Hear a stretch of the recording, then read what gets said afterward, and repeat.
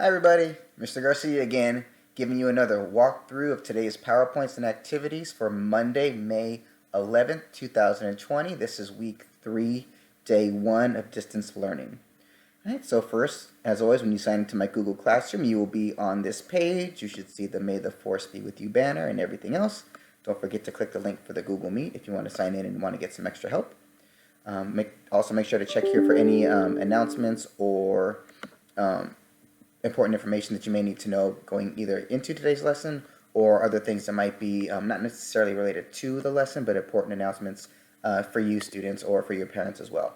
If there's nothing in here, then go ahead and click on the Classwork tab up top, and you will see week 3, day 1, 5/11/20.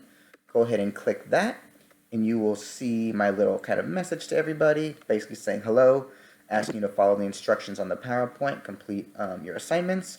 There's going to be a little bit of reading again today and some activities. Once you complete your work, make sure you hit submit to turn it in, because if you are not turning it in, then I don't have it to grade. If you need extra, we're going to be rereading Romeo and Juliet is a Terrible Play again today. This is just kind of a review from what we did last week. And if you need assistance with that, there is a link for that as well that I'll show you guys later. Our order of work for today is 1, view the PowerPoint, 2, reread Romeo and Juliet is a Terrible Play, and In Defense of Romeo and Juliet. Remember, it's 2 readings on 1 document. Next, you're going to complete concept vocabulary worksheet, and you're going to end the day with your exit ticket, which is completing the Analyze, Craft, and Structure worksheet. Okay. All the materials and links that you need are down here as always. So we have right up here at the top left your week 3, day 1 PowerPoint. On the top right, you will see, it says week 2, day 2 because that's when we initially did the reading, but this is the document for the reading. The concept vocabulary worksheet is here, and this is, I'm going to want you to pull the worksheet from here to complete it. Don't use the one that's in the link. It's there just so you can kind of see what it looks like, but I want you to use this form. Our Analyzing Craft and Structure exit slip is also here, and again, there's a link for it in the PowerPoint, just so you guys can see what it looks like, but I want you to use this link here to complete it. And for the readings, again, if you need a little help with the reading, this is the Pearson Realize support where it'll play the audio of the reading for you. Okay, so let's go ahead and kind of do our walkthrough. So if you click on the week 3, day 1 PowerPoint, it will take you to this page or this slideshow. And so you can see it's Romeo and Juliet is a Terrible Play and In Defense of Romeo and Juliet continued. Our agenda for today is to review the readings again, complete the concept vocabulary worksheet, and complete the exit ticket. Our objective for today is students will be able to analyze how an author presents an argument by reviewing the structure of 2 stories and answering 6 questions that focus on the criticism of a text. The standard we are working on is RL.9-10.1, which says to cite strong and thorough textual evidence to support analysis of what the text says explicitly as well as inferences drawn from the text. What this really means is that we're looking at citing evidence from the text. Okay. Slide number 4 is review the readings. So skim through the reading again of Romeo and Juliet is a Terrible Play and In Defense of Romeo and Juliet. Again, it's 2 separate readings on 1 document. It looks like this. We read it last week, or you should have read it last week at least. If you click this link here, you will get a drop down, and if you click this one right here, it will take you to the reading that looks like this. And again, it's 2 separate readings. So the first reading is here, Romeo and Juliet is a Terrible Play. It's about 2 pages. You can scroll down and read it, and it wraps up right here after paragraph 5. Then you get into your second reading on page 3, which is In Defense of Romeo and Juliet. Now, this one's a little bit longer, and it does go for quite a few pages. It goes for the rest of the documents. It's about 5-6 pages of reading, but it's only about, it's like 14 paragraphs. You can see there's a lot of kind of dialogue and stuff in between here that kind of takes up a lot of space. It's not as long as it looks, but it is the longer of the 2 for the readings. So again, 2 readings on 1 document. First one starts on page 1. Second reading starts here on page 3. Okay, make sure you're kind of going through and rereading those again or skimming through them just to refresh yourself with the material. Okay. After you finish reviewing the reading, you're going to see Next thing you're working on is the concept vocabulary worksheet. Complete the concept vocabulary worksheet. It looks like this. You can click the link from here. It'll show you what it looks like bigger. But remember, I don't want you to click this link. I want you to use the concept vocabulary from the Classwork page. There's materials down here. It's this one, concept vocabulary and word study. I want you to click this one, and it will open up to this page. And I will go through the directions of this worksheet with you real quick. It's 2 separate parts, okay? Again, like the reading is 2 readings on 1 document. This is 2 separate activities to do on 1 document, okay?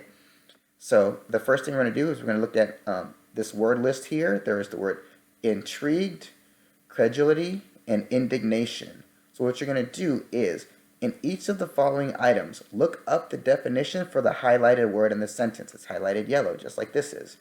Then, think about the meaning of the italicized and highlighted word or phrase, and then answer the question.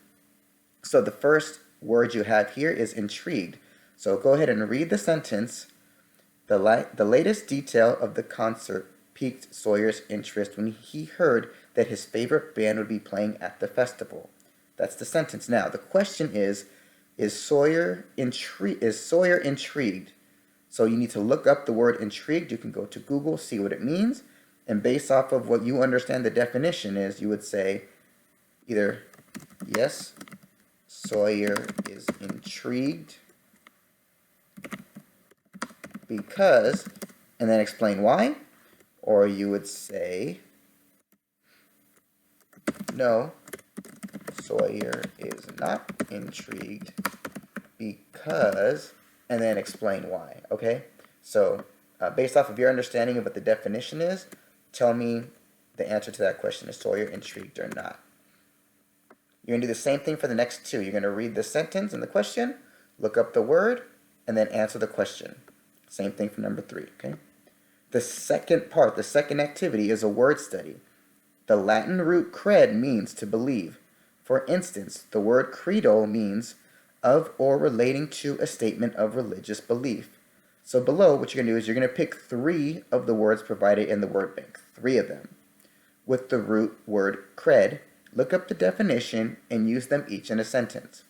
So our word bank is right here. There's 1, 2, 3, 4, 5, 6, 7, 8 words. The words are credential, incredible, credible, sacred, accredit, credit, credo, and discredit.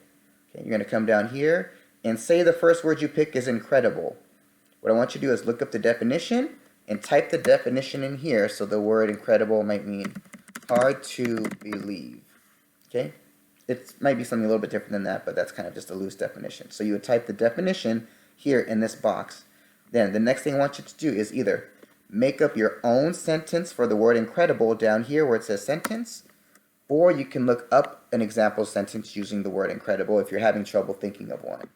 One example you could give is, it is incredible that we are all forced to live in quarantine right now. And that's your example sentence. Now again, if you can't make one up on your own, please feel free to use the internet and look up an example sentence using the word incredible. And just type in incredible example sentence. And then it will show you something, okay? Then you're going to do that for 2 more words. You're going to pick 1 more word from this word bank. Type the word where it says word. Look up the definition. Type the definition in this box. Come up with or look up an example sentence and type that here. And you're going to do it 1 more time. Remember, you're going to do this 3 times. So you're going to pick your 3rd word, type it in here, look up the definition on Google or dictionary, and type the definition here in this box, and then either come up with your own sentence or make up a sentence and type that in here, okay? So that's what you're going to do for this concept, vocabulary, and word study page. After you finish that, you're going to look at 2 slides that have, this one shows different types of evidence. So as a writer, there are several ways to support your claims, such as anecdotes, quotes, personal experiences, citations from articles, books, and websites, examples, and statistics. You guys can go ahead and read what those all are on your own. And then we're looking at strong evidence versus weak evidence. So strong evidence will be relevant, be short and sweet, and allow for me to express my original ideas or opinions. Weak evidence will not prove your claim, be very wordy and confusing, and will either be too long to explain or will be simple that it will not need explanation. So these are just some notes for you guys to read. And on the last slide, slide 8, it's your exit ticket. So you're going to complete the exit ticket. You're going to look at 2 different writings again and looking at how the authors present their arguments. And you're going to answer the questions after the readings. It looks like this. Here's kind of a little image of it down here at the bottom. You can access the document from this link. If you click that and click this here, it'll take you to it. But I don't want you to use that one to complete for your work for today. I want you to, again, come back like you did for the vocabulary. And I want you to do the Analyze, Craft, and Structure exit step. I want you to click this one, and this will open up to this page. And you're going to do the same thing here twice. So you're going to do 2 different readings, but it's the same activity. So, Analyzing Craft and Structure.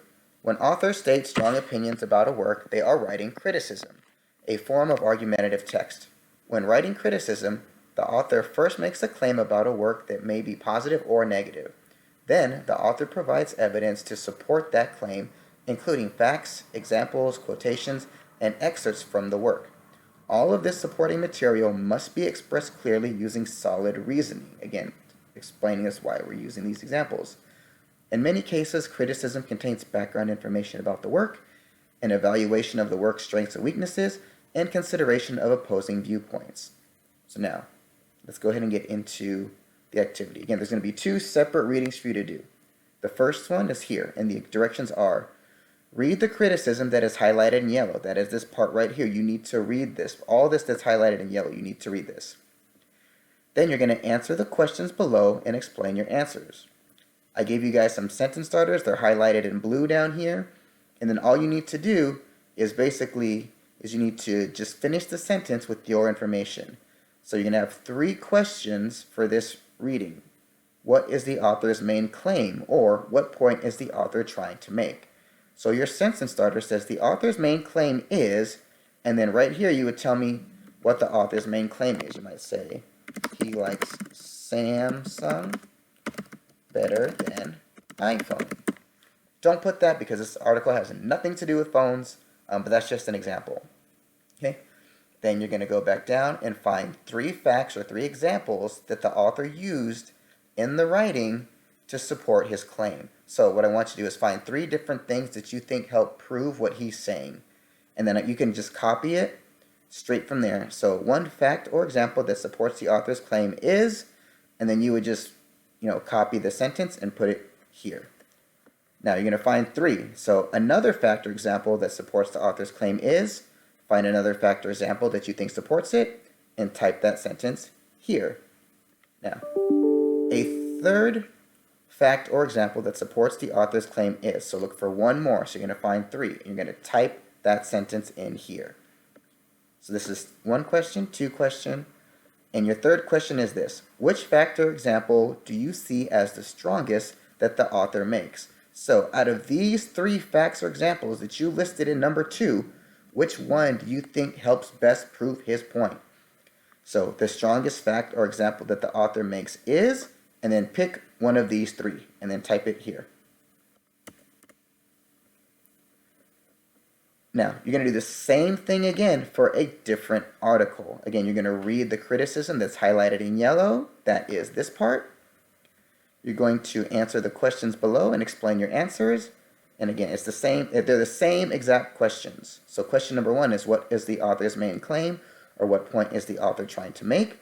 Question number 2, you're going to list 3 facts or examples that support the author's claim.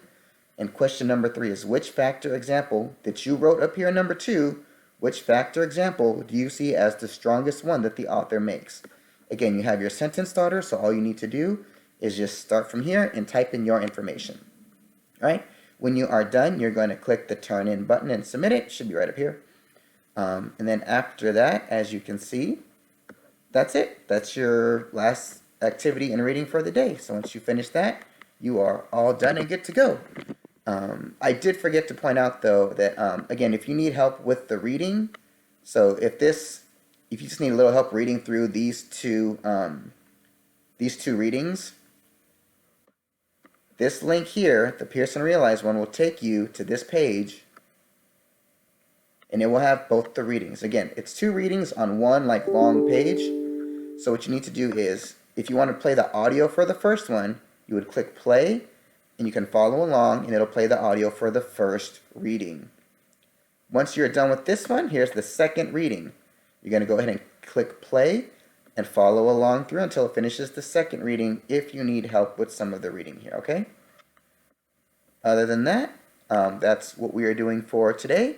I hope you guys enjoyed the video, and as always, may the force be with you.